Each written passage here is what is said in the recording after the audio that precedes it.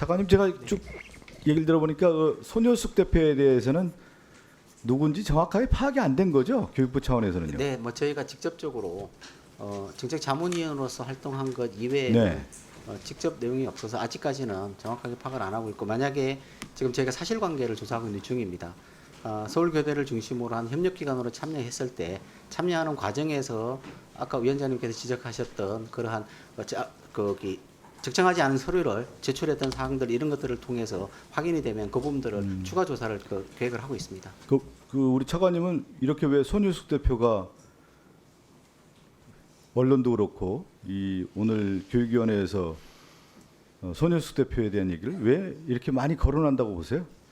네, 저희 교육적 영역에서는 예. 우리가 지금까지 지켜온 교육이 편향되지 않도록 교육하겠다는 사회적 합의이면서 그렇죠. 교육적 예. 가치를 훼손하려는 우려가 있기 때문에 그렇고, 그거는 용납할 수 없는 일입니다. 그러니까 이제 극우 이념을 교육하는 장본인이 된 거죠, 손효숙 대표가. 그러니까 우리나라의 교육적 가치, 민주주의 가치라든가 네. 한국 역사의 정통성을 가르치는 것이 아니고 극우 이념적 성향을 가지고 이념적 자태에 의한 어린아이들 교육을 하고자 하는 그런 의도가 있었던 거 아니냐. 그 중심 인물이 손효숙 대표다. 이렇게 좀 보고 있는 거 아니겠습니까? 손효숙 대표가 정치적 영향력은 대단했던 거 아니에요?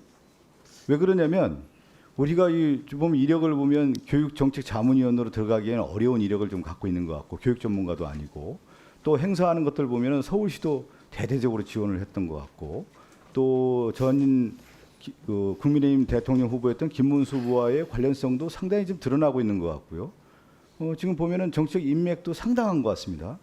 그것은 왜 영향이 커졌을까요? 그건 바로 극우 이념을 통한 자신들의 진영을 확보할 수 있는 터전을 만들었기 때문에 손효숙 대표가 정치적 영향력을 가질 수 있었던 것이죠.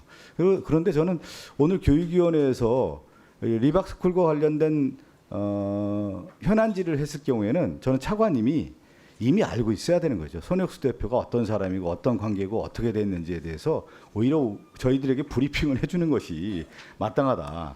그리고 오늘 진선미 의원도 그 얘기를 했잖아요. 아니, 손효숙 대표가 관련된 늘봄학교에 강사 자격증을 하는데 그 딸입니까? 딸이 그 대표로 있었다는 거 아니야? 한국늘봄연합회 했다라고 하는 것은 자신들만의 리그전을 펼치고 있었던 거고, 그것은 누가 보호를 해줬냐? 정치적 뒷배가 있었던 것이죠. 그 정치적 뒷배가 있는 건데 그 뒷배가 왜 작용을 했을까? 그것은 리박스쿨이 우리가 이름도 참 생소한데 여론 댓글 조작을 하는 전위부대 역할을 했기 때문에 그런 거예요. 자선군이라고 하는. 자유손가락 군대 들어보셨어요? 우리 네, 차관님? 말은 들어봤습니다.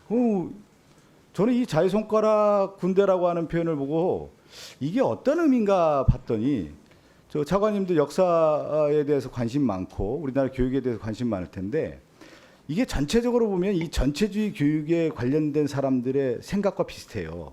이 전체주의라는 게 뭐냐면 갈라치기 이데올로기가 존재하죠. 항상 그래서 이데올로기를 강조합니다. 전체주의라고 하는 것은. 그리고 또 하나가 뭐냐면 이 이데올로기를 강화하기 위한 국가 동원 체제를 형성해요. 그래서 나치즘 같은 경우는 이 인종주의라고 하는 이데올로기 강요하고 거기에서 국가 동원 체제라고 하는 돌격대를 만드는 거 아닐까요? 나치즘 돌격대. 네. 그리고 또 하나가 뭐냐면 전체주의는 비밀 경찰을 항상 유지를 합니다. 그리고 또 하나가 이것이 건전한 사고를 방해하기 위해서 언론을 통제하는 것들이죠. 그래서 이 전체주의의 기본적 틀을 갖고 있는 건데, 이걸 보면은 윤석열 정권에서 특징이 뭐냐면 이데올로기적인 갈라치기를 했어요. 공산 전체주의를 어느 날 막 얘기하기 시작하고, 그러면서 극우 유튜버를 동원합니다. 그게 국가 동원 시스템이죠. 그러면서 뭐냐면 사실은 국가 권력을 통치하는 데 있어서 검찰을 도구화했던 거고 언론을 통제하는 이러한 시스템의 전체주의 사고를 갖고 있었던 것이 윤석열 정권의 특징이었어요. 그것이 이제 내란으로 이어지고 비상계엄으로 이어졌다고 볼 수가 있는 건데, 더 하나 나가서 나치즘 전체주의의 특징 중에 하나가 뭐냐면 이념 교육을 해요.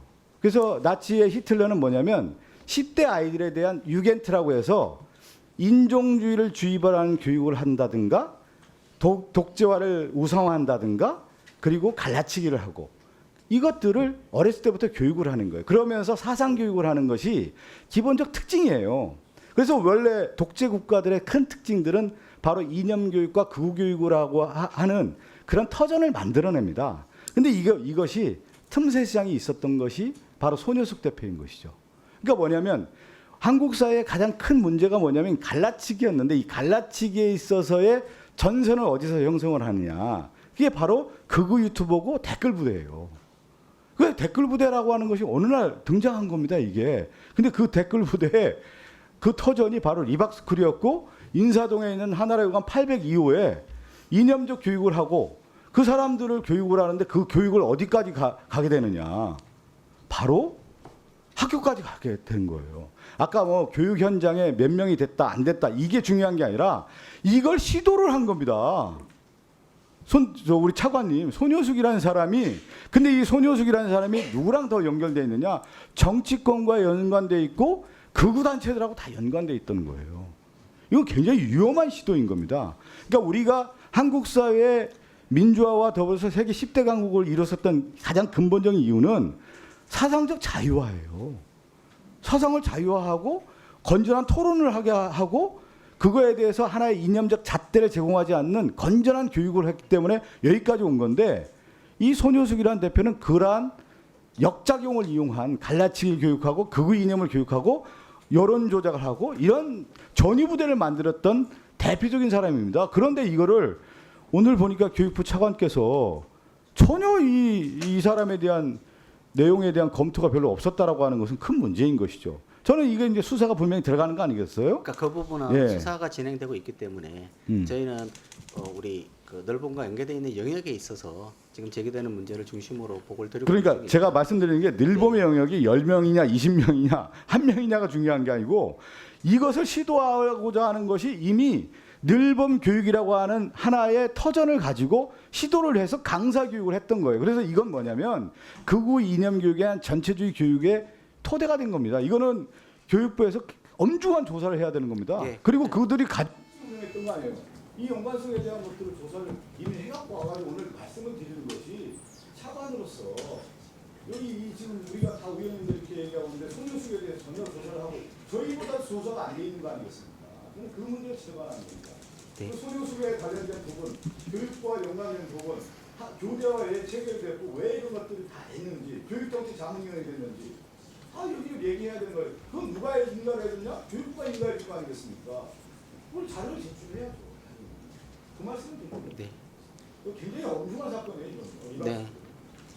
네. 히틀러의 유겐트랑 비슷한 겁니다.